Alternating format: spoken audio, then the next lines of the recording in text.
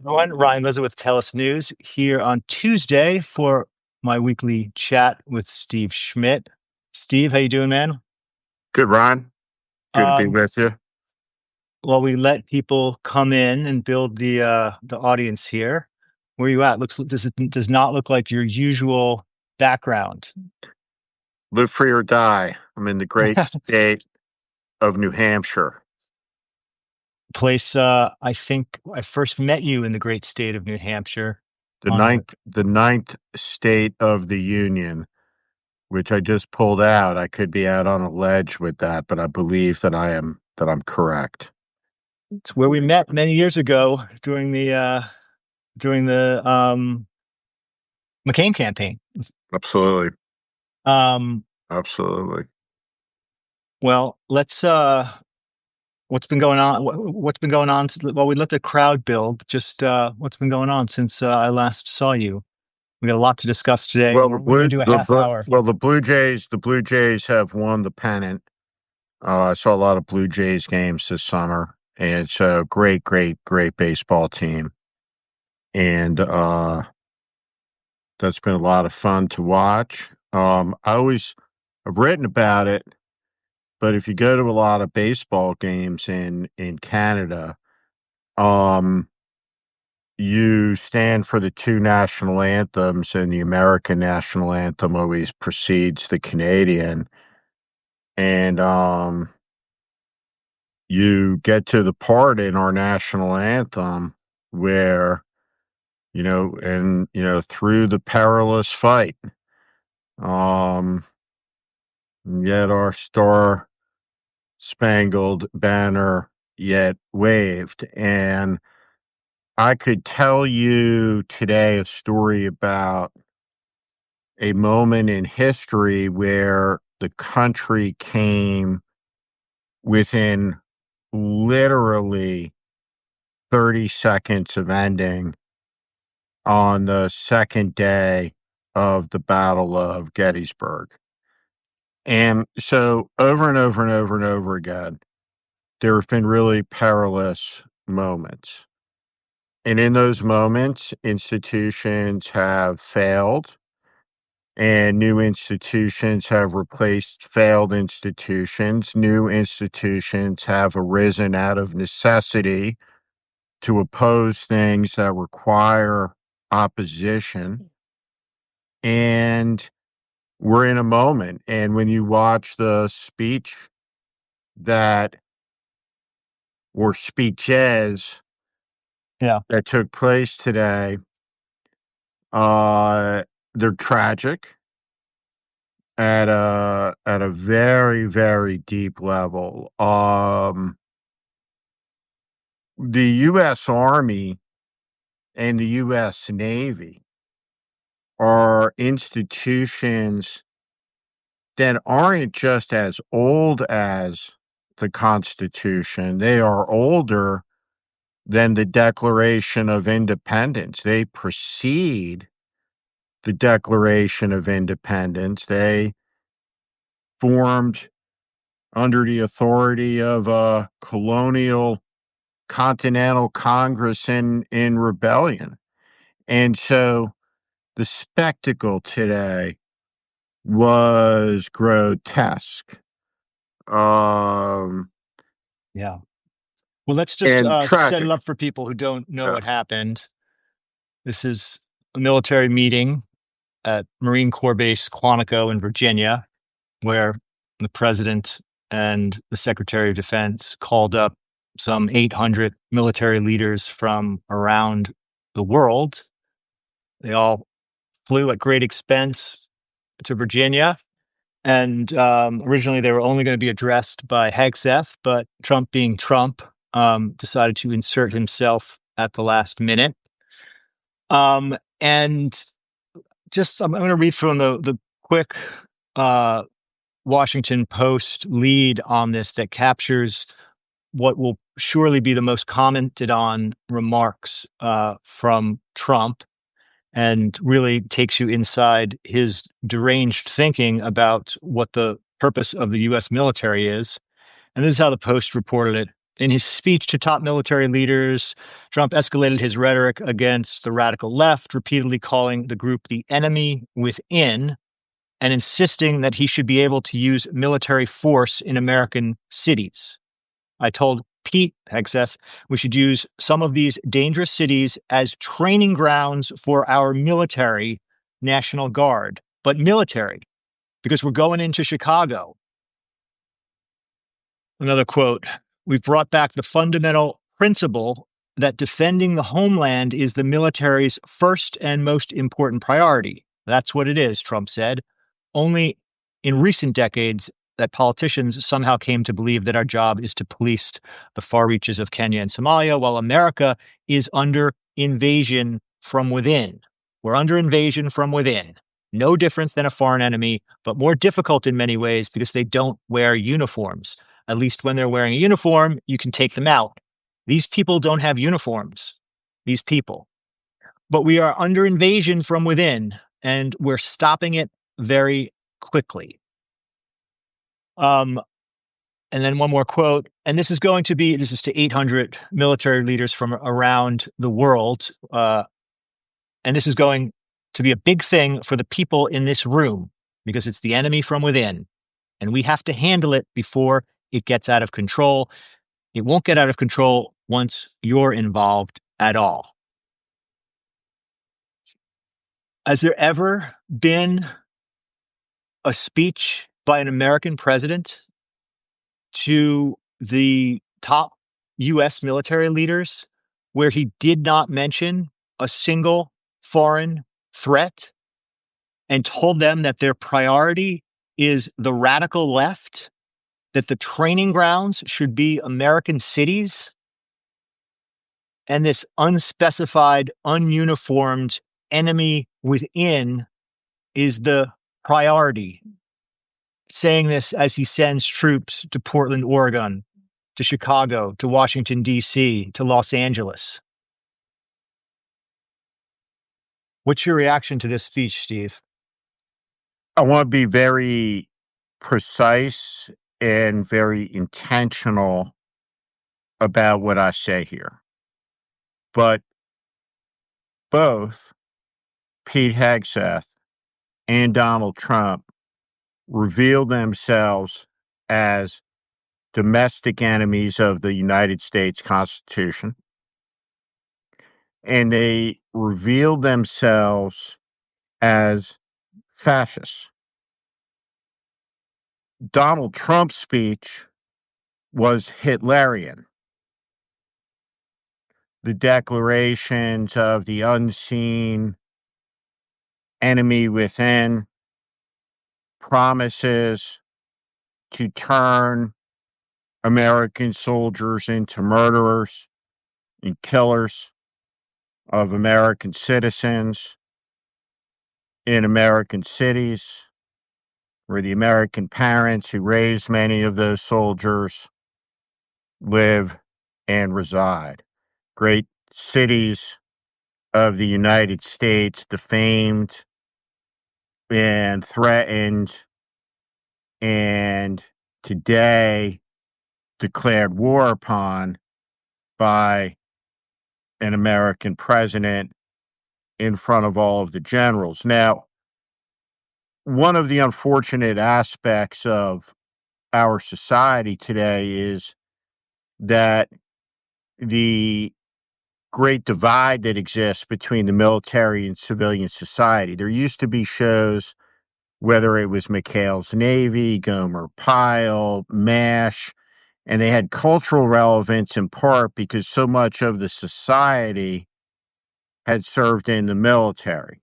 Yeah. And so our society relates to the military, which I guess if Trump has his way here will be uncomfortable when you have to let the soldiers who have the guns pointed at you now board first on Delta Airlines or United or American or Southwest or whatever. But we live in the thank you for your service society, the performative patriotism, a few chants of USA, walk out on the NFL field, fly over giant right? Giant flag, so on and so on and so forth. And so there's a broad estrangement between the US military and the American people. And so what I want everyone to understand is that the men in the room, the women in the room, who reach that level, who are flag officers, which means you're a 1, 2, 3, 4-star general or admiral, is that all of those people have gone through a level of education. They have advanced degrees. They are graduates of the Army War College or the Naval War Colleges of advanced military training. They understand politics, law, all of the concepts of illegal orders. They appreciate what happened at My Lai, and none of them want to become a criminal on the command of Pete Hegseth and become the equivalent of the Chinese general that ordered the attack on Tiananmen Square. But what Donald Trump promised today is we're going to have an American Tiananmen Square, and looked at the America's generals and admirals, and he said, and you're going to do it on my order. And then he talked about firemen are brave and all of this. It was a stunning speech. It was insane.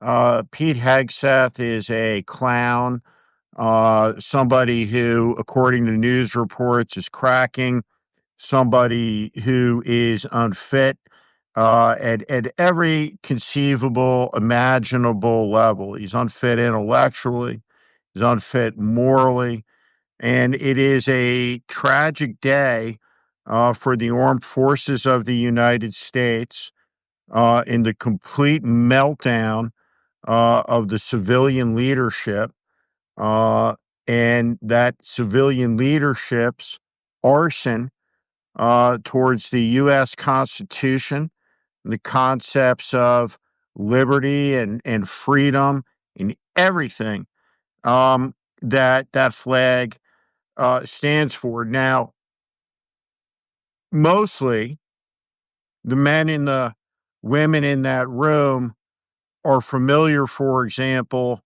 with George Marshall and names like Eisenhower. And they appreciate, if nothing else, that the purpose of their life has been spent defending something that was fundamentally undermined today, eradicated. And so a great question, right, is presented to those generals. During the Battle of the Bulge, a huge American formation was captured, and one of those men was Master Sergeant Rodney Edmonds, and I think I have the name right. And he was 26 years old, and there were no officers present. And when Pete Hegseth talks about the '06s, the '06 rule, common sense, Yeah. right? You have Master Sergeant Edmonds out there, and a German officer, SS, walks up and he says, "Name all the Jews." And he says, "We're American soldiers. We don't identify by faith." Hmm. And Sergeant Edmonds ultimately, with a gun to his head, uh, asks all the Jews to step forward, and the whole formation steps forward as one. These positions of life and death require physical courage, but also moral courage. And leadership is always an act of love, as all acts of service are.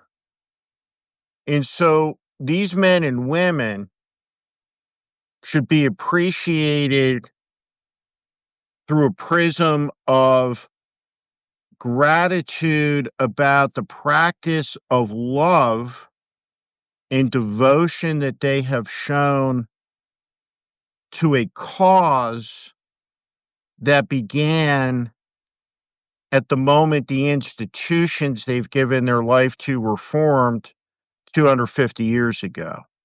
And that cause is something that exists in perpetuity. And during its long story, there have been moments of choice. Robert Lee sitting in the Arlington House, deciding to resign his U.S. Army commission and turn his back on his oath, on his faith. John McCain talked about the faith of my fathers, the man that he revered the most got chewed up by politics, but is one of the greatest Americans there has ever been, Admiral Stockdale, a great Stoic philosopher, which requires you understand the Stockdale paradox, and we should do another show about that. Maybe get Ryan Halliday to join us if we could. But Admiral Stockdale, in the worst of conditions, understood that it was the acceptance of the current realities that was the key to surviving the worst to come to make it through to the end. And we will make it through to the end. We will prevail. I have the utmost faith that Donald Trump, though having delivered through ignorance or design a utterly Hitlerian speech, will not be embraced by the type of generals that Hitler had. And it's important to appreciate that the person who gave that speech today was quoted, according to a former general whose word we have no reason to question whatsoever, that he wanted the type of generals that Hitler had. And he doesn't have them. And the backbone of the American force is the NCO, and it's the junior officer. And those institutions are being abused, and they may be put into moral harm's way by this administration and asked to aim weapons at American citizens. Well, they're The explicitly being told that their priority after Trump talked about the radical left is this undefined enemy within that doesn't wear a uniform. we He didn't talk about China. He didn't talk about no, Russia. He didn't talk about terrorists from he did not. abroad. To Donald Trump, the main enemy right now are undefined radical leftists in big cities governed by Democrats. This reminds me of something that our friend Judge Ludig wrote recently, which is that a government should only wage war against foreign enemies, not misperceived domestic enemies, and the people are not the enemy of the government. Rather, the government that regards the people as its enemy is itself the enemy of the people. I've never felt that more acutely than after watching that speech. And Douglas MacArthur talked about in his famed speech at West Point in 1961 that the legacy of these institutions belong not to the institution, but to the nation, to the people, to the citizen. And this is a fundamental concept to understand. So I do want to say that at the Save America movement, where I'm on the advertising committee, we have already begun advertising to targeting to American soldiers, sailors, airmen, and Marines, and we started this with digital advertising around all of the troops deployed to Los Angeles, reminding them of their constitutional obligations, the Uniform Code of Military Justice, the ethic of the American soldier. And we will expand that, and we will target general officers, staff officers, junior officers, NCOs, and the average soldier. And for the average soldier, we will say is your unfit leadership will get your friends killed. And to the junior officer and to the NCO, it will be a variation, but it will say, but they will get your men killed. And to the staff officer and to the general, we will remind them that uh, following orders is not a defense against murder. And we will remind them of the duty and the history and the great legacy of the armed forces. And we will geofence the NCO clubs. We will geofence the officers clubs. We will geofence the bases. We will put advertising around the towns, and we will make sure the message of the American people is delivered. We have an ad today. It's a knockoff of an old ad attacking Spiro Agnew, but it's blasted everywhere in Quantico, and it's just some images of Pete Hegseth with a laugh track attached to it.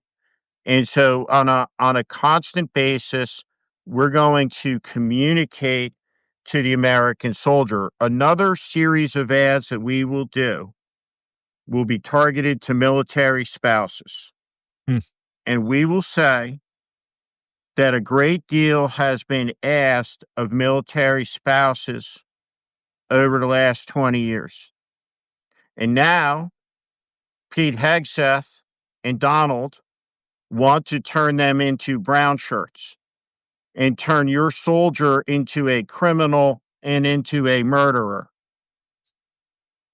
It's a lot to ask for a mom or a dad and their children, because service to the nation is honorable, but killing an American citizen for the crime of not loving Trump enough or J.D. Vance enough or disagreeing with the officiousness and the arrogance and the arbitrary justice of Pam Bondi and Cash Patel and whatever thug, this one or that thing, or whatever you may wish to fill in the blank with, the shoe fits. Yeah. And it's intolerable. And so, We're, no, the U.S. Army will not be occupying the cities. And let me just say, um, during my short tenure of a month in Iraq in a civilian capacity, when I was in a White House 2 years after the invasion, there was one highway between the airport and the green zone. And that one highway 2 years after the fight was not yet secure. In the fall of 2020, in the fall of 2005. And so, what is it that Donald Trump wishes? A Fallujah in every town, and a Bitcoin in the wallet of every supporter, or a brick full of them on Predator patio at the White House or at Mar-a-Lago? It's disgusting. It's it's disgusting. when we're going to wrap at 12:30 today, because Steve, I know you got to go, Yeah. but um, I guess I would just conclude with these thoughts. We are in the worst case um, scenario in terms of what anyone might have predicted um, a year ago. going into the election. Um, as bad as I thought things would be, as bad as many uh, of the worst case scenarios I read about and thought about, nothing has prepared me or I think the American people for what we're actually seeing just 9 months into this administration. The way that corporate America has been co opted by Trump, the way that the media has been sued into silence, into handing over millions of dollars to this Cowards. person personally, the way that newsrooms are reporting this stuff as if it's Cowards. just routine politics, the utter corruption and politicization of the Justice Department and James Cowards. Comey is just the beginning. And now this speech, where an American president called every top military leader from around the world and told them that their Fascist. priority is the fucking American people, people that he doesn't like. And Dissenters. And we just have to expect that every cultural institution, every institution that he can touch and grab and try and stifle and create an ideological enforcer network inside, that's going to happen. And the next thing that everyone needs to watch are the elections, are the machinery of the elections, are the people running these elections, because that is what he's coming for next. If you have been paying attention, he's leaving nothing untouched. No institution that has power in this country, and that's the final one. So I I can't believe that there aren't more people who are looking at the sweep of what has happened in just 9 months and feel the same way. You know, I hang out with a lot of people, talk to a lot of people in politics in Washington, and a lot of them just seem like they are sleepwalking through this. The leadership on the Hill, you know, with the whole stupid government shutdown issue, um, they just think this is, you know, not much different than politics in 2014 or 15, and are not acting with the urgency that the moment requires. Anyway, we got 1 minute left, Steve. Final thought. Yeah, I just want to say one thing, right? That I think is very important for everyone to understand that MAGA and Trump do not understand, but I want to reassure all you people is true on this with us today, and they'll see it later. And it's this, that Donald Trump, if you think about this like a tree, giant tree, Donald Trump has shaken that tree, and what's dropped out of that tree is all this low hanging fruit. All these people that Ryan talked about, the presidents of the networks, like that fired Matthew Dowd for saying hateful thoughts, leads to hateful words, leads to hateful actions, that all of the appeasers, right, all of these appeasement weaklings have fallen out of the tree, writing checks to Trump. All these rotten fruits have fallen out of the tree. But as you climb a little bit higher in that tree, and MAGA's starting to climb up in that tree, right? There's a different set of animals. Right up in the branch of that tree is where the fuck you monkey lives, right? And and and that's a much tougher critter. And the higher you go, the meaner the fuck you monkeys get. And this is a very defiant country. And it should not be judged on the cowardice and the capitulance of executives in coastal enclaves clinging to $50 million salaries because they're scared shitless of Donald Trump. And let me say, They will sell us out at right, a heartbeat. They don't give a shit. let me They'll- let me say is that when the president says when Trump says the enemy is you, the American people, and the military is coming because the threat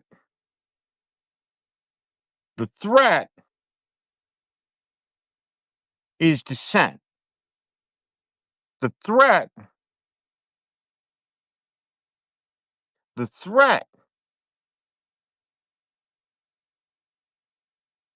is you don't love Trump. And Donald's in charge. And so he won an election with 49.5% of the vote. He's a convicted felon, surrounded by losers and imbeciles who worship him as a demigod because only a divine providence, after all, would give a loser like them any authority whatsoever over anything at any time and anyone. And so here we are. It's the duty of every patriotic American to resist and to oppose and to speak out. And let me just say that nobody should be afraid of these people. And they can't shoot all of us. And with that, have a good afternoon, everybody. All right. Enjoy New Hampshire, Steve. I'll see you next week. You bet. Take care.